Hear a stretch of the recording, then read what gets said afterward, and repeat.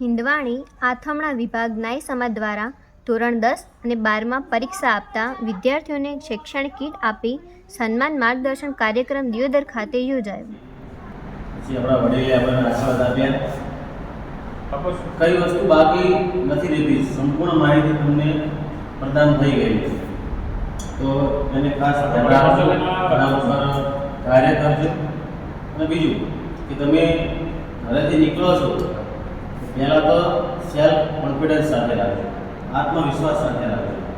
કારણ કે તમે તમારું વાંચન તમે ગમે એટલું કર્યું હશે, તમારી મહેનત બહુ હશે, પણ જો તમારામાં કોન્ફિડન્સ નહીં હોય તો એ કોઈ પરીક્ષા પાસ થઈ શકતી નથી. એટલે મહેનતની સાથે સાથે આત્મવિશ્વાસ સાથે આપણે પરીક્ષા ખંડમાં બેસવાનું છે.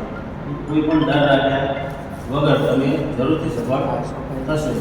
ભગવાન માતાજીને પ્રાર્થના તમે બધા જ સારા નંબરથી પાસ થાઓ, સારા ટકા મેળવો અને પોતાના માતા પિતાનું, પોતાનું અને પોતાનું સમાજનું નામ રોશન કરો એ મા સરસ્વતીમાં ભગવત કરીએ પ્રાર્થના. એના માટે પોલીસની ટીમો તમારી સુરક્ષા માટે આવે, બરાબર? એમની બંદૂક માળીના બી હતા, તમને બોલશે નહીં, તમને હેરાન નહીં કરે, કશું તમારું નામ નહીં લેતા નથી. તમારા બહાર બેઠો બહારથી કોઈ ના આવે એના માટે તમારી જોડે રાખવી બેઠા, બરાબર? તમને હેરાન કરવા માટે તમને અને તમારી મૌલિક ભાષાની અંદર લખો છો ને એ જ એના કોઈ માર્ક કપાવવાના નથી, બરાબર? પછી બીજું કે સાંભળભાઈએ સરસ વાત કરી કે સીસીટીવીના કોપી કેસો બનતા હોય, પણ એમાં કેવું થાય છે, આપણે અત્યારે બેઠા છીએ ને પેપર આપણું ઉડીને આગળની બેન્ચીસે જતું રહ્યું, બરાબર? પછી આપણે આગળ આવવાનું છું કે મને પેપર આપી દીધું એમ નહીં કહેવાનું. સુપરવાઇઝર હોય ને, સુપરવાઇઝર કહેવાનું કે સાહેબ મને પેપર આપી દીધું, બોલવાનું, બરાબર? કે સાહેબ એને બોલાય પેપર આપી દીધું મને. નહીંતર પેલો છોકરો તમને આપશે ને એટલે પહેલાંને સીડી ચેક થશે ને કે આ બને પેપર અરસ કર્યા છે, બરાબર? એટલે શંકાના દાયરામાં આવ્યા.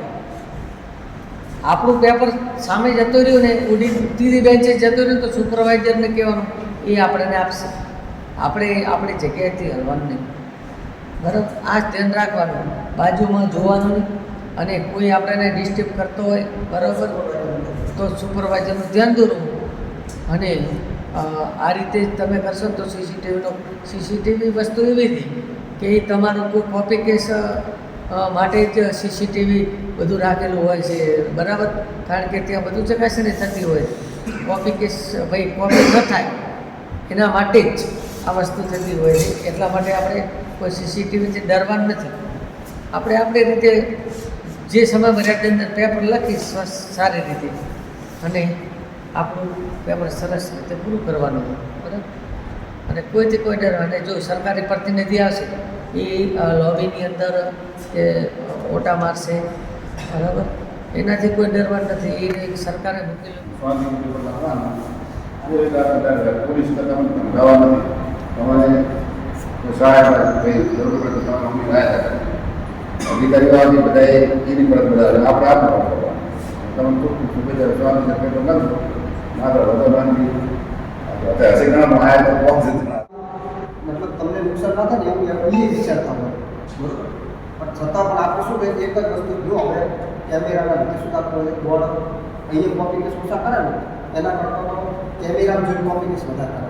હા, બરાબર? એક બોર્ડ રાખે કારણ કે આપણે શું થાય, હવે પેપર પડી જાય આપણે છૂટા લગભગ સ્થળ ઉપર તો નથી થતા નથી થતા, ના. સ્થળ ઉપર નથી થતા, પણ કેમેરામાં થાય. કેમેરામાં થાય. કેમેરામાં કહ્યું છેલ્લા 2 વર્ષના ઓપરા અહીંયા માનલો પરીક્ષા પડતી એક પણ કોપી કેસ ના હોય અને જ્યારે કેમેરા જડથી લિસ્ટ આવે ને તારા હજારો સંખ્યામાં કોપી કેસ થાય. એનું એક માત્ર કારણ શું કે ખબર છે કે તમારે કોઈ અહીંયા તમે ટાઈમ લેવો કે તમે માટે જડો હાથ તો બધી હાથ તો કોપી કેસ નથી કે એવું નથી. અહીંયા તમે જે 3 કલાક રૂમમાં બેસો ને એનું અહીંયા લાઈવ આ મતલબ રેકોર્ડિંગ થાય છે. અને સીડીઓ જે આવે ને એ રોજે રોજની સીડીઓ લઈને જાય છે, બરાબર? રોજે રોજની સીડી બને છે, તારીખ ઉપર લખાઈ અને એક જેવી 2 નકલ બને અને ત્યાં લઈ જાય. મારા ખ્યાલથી પાલનપુર અને ગાંધીનગર જિલ્લા સેન્ટરમાં અને બોર્ડમાં બંને કોપી એક કોપી જાય. પછી આથી મોટી એલઈડી ઉપર એ સીડી ચલાવવામાં, બરાબર? અને જોકે ચલવે છે તો બહુ સ્પીડમાં, પણ ક્યાંક માનો તો વધારે પડતો દાખલો પડે ને ડાયરેક્ટ કહી નાખે, જેથી કરી અને શાળા મિત્ર એપ્લિકેશન એમાં હા, શાળા મિત્ર એપ્લિકેશનની અંદર બ્લુપ્રિન્ટ આપેલી છે. કદાચ એવું હોય તો ઘેરથી એકવાર ચેક કરજો. શાળા મિત્ર એપ્લિકેશનની અંદર એની બ્લુપ્રિન્ટ બાળકો દરેક વિષયનું આપેલું છે કે આપણે આ રીતે આ સ્માર્ટ વર્ક છે. હું તો ખાલી વાંચો એટલે હાર્ડ વર્ક કરું. બરાબર? ઘણી વખત આપણે એવું સાંભળતા હોઈએ કે સાહેબ આ તો 8 કલાક ને 9 કલાક વાત કરો, હું તો 3 કલાક વાત કરું. જે 3 કલાક વાળા બધા હોય 8 કલાક. તેનું કારણ આવ્યું કે એને પદ્ધતિથી મહેનત કરી હોય, ભાઈએ બધું કામ મહેનત કર્યું છે. એ બધું વાંચવું લાગે અને એ શું કર્યું હોય આવી રીતે માળખું જોઈ વાંચવું પડ્યું કે આ પૂછાય નાના પાઠની અંદર આપણું ધ્યાન રાખે. અમારો એક એવો પાઠ છે 10 પાનો, એક પાછો પ્રશ્ન પૂછાય ખાલી એક પાછો આખો પાઠ 10 પાનાનો હોય.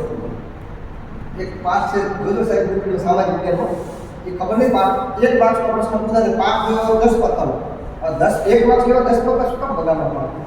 આપણે ઠીક ને ભારતમાં બધે અમુક વસ્તુ એવું હોવી જોઈએ. બરાબર? 10 પત્તામાંથી એક જ પ્રશ્ન પૂછાય, એક જ પાછું નહીં. કદાચ માર્કમાં એમાંથી ખાલી જગ્યા કરવું પડશે. એવી શું બે માર્ક્સ બરાબર. હવે વસ્તુ સમજો કે આ જે પાઠ તમે જોજો 8 થી 10 પત્તાનો પાઠ બોર્ડ એમાં પૂછી એક માર્ક્સ બે માર્ક્સ એક વિકલ્પ પ્રશ્ન પૂછે તો એક માર્ક્સ માટે આપણા 82 માર્ક્સ જતા રાખે. એક આપણે અડધો માર્ક્સ એક માર્ક્સ ભૂલી જવું પડે. ટાઈમ ના હોય તો 23 પાઠમાં ખોટી મહેનત મજૂરી કરવી એના કરતાં 8 પાઠ કે એવો કોઈ પાઠ હોય તેમાંથી મોટો પ્રશ્ન પૂછાય તો એને થોડું મગજ વધારે આપે. આ સ્માર્ટ વર્ક છે. બાકી વાંચવાના તો એક નહીં તમે સાહેબ ભણાયા છે એક નહીં સાહેબ એમ નહીં કીધું એક માર્ક્સ નથી ભણાવી તો એની પર જ આવે તો પૂરું ભણાવશે. પણ કેમ આવા પ્રશ્નો આપણે ધ્યાન રાખશું બરોબર. અને પરીક્ષા પૂરી તૈયારી પછી તમે જ્યારે ઘરે જાઓ ત્યાંનું કામ પેપર એ છૂટો રહો એટલે શાળા આપણે થોડું ન કરવાનું, આપણે કામ ભૂલવાનું બીજે ઉપર કરવાનું, આપણે શાંતિથી ઘરે પહોંચી જવાનું. શું કે મમ્મી પપ્પાને શાંતિ થાય કે ભાઈ મારો દીકરો દીકરી ઘરે આવી અને ટ્રાફિકના પ્રશ્નો એ બતાવીએ કારણ કે તો બે